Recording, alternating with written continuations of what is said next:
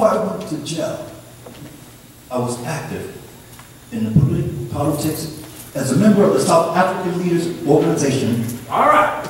And I was generally busy from 7 a.m. until midnight. I never had time to sit and think. In my country, we go to prison first before we become president.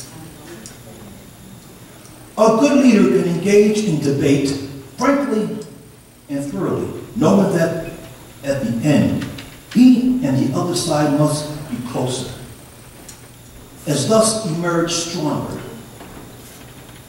You don't have that ideal when you are arrogant, superficial, or uninformed. Never, never, never again shall it be that this beautiful land will again experience the oppression of one by another. I detest racism because I regard it as a barbaric thing, whether it comes from a black man or a white man.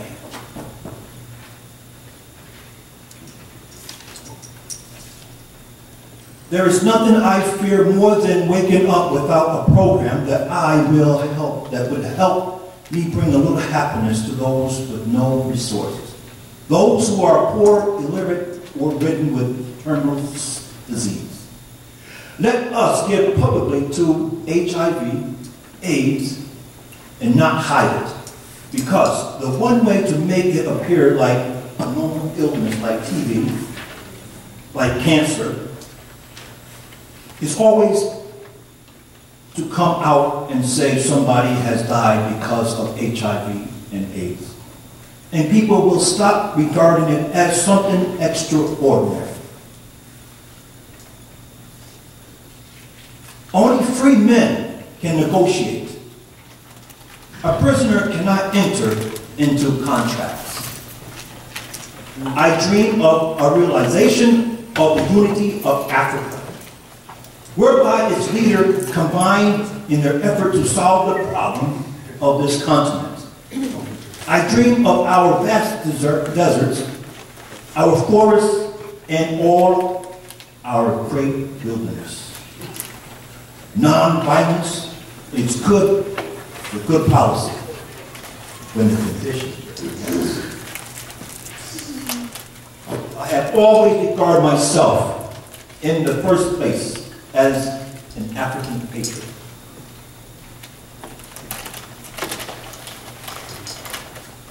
I was not a messiah, but an ordinary man who had become a leader because of extraordinary circumstances. I dream of Africa, of an Africa which is in peace with itself. Let there be work, bread, water, and salt for all. And finally, I read you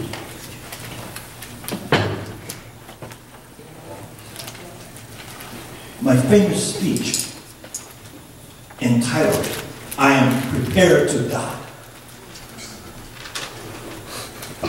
Africans want to be paid a living wage. Africans want to perform work which they are capable of doing, and not work which the government declares them to be capable of. We want to be allowed to live where we obtain work, and not be endorsed out of our area because we were not born there.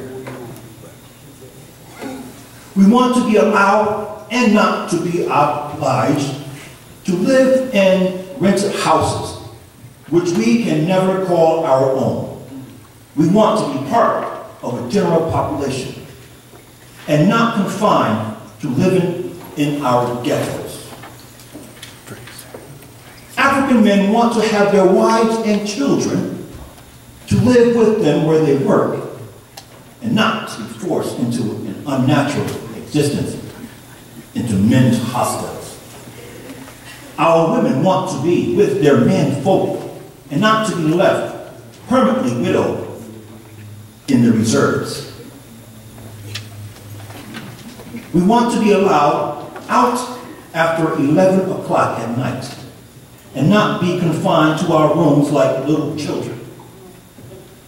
We want to be allowed to travel in our own country and seek work where we want to, and not where the Labor Bureau tells us to. We want to just share the whole South Africa. We want security and a stake in society. Above all, my Lord, we want equal political rights, because without them, our disabilities will be permanent.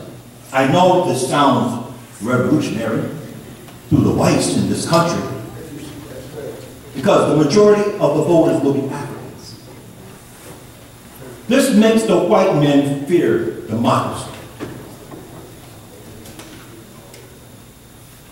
But this fear cannot be allowed to stand in the way of the only solution which we guarantee racial harmony and freedom for all. It is not true that the enfranchisement of all will result in racial denomination. Political division based on color is entirely artificial, and when it disappears, so will the domination of one color group by another. The ANC, which stands for the African National Congress, has spent half a century fighting against racism. When it triumphs, as it certainly must, it will not change that policy. Then this is what the ANC is fighting. Our struggle is a truly natural one. It is a struggle of the African people, inspired by our own suffering and our experience. It is a struggle for the right to live. During my lifetime, I dedicated my life to this struggle, to the African people. I have fought against white denomination, and I have fought against black denomination. I have cherished the ideal of a democratic and free society in which all people will live together in harmony and with equal opportunity. It is an ideal for which I hope to live for and see realized. But, my Lord, if it need be, it is an ideal for which I am prepared to die. My name is Nelson.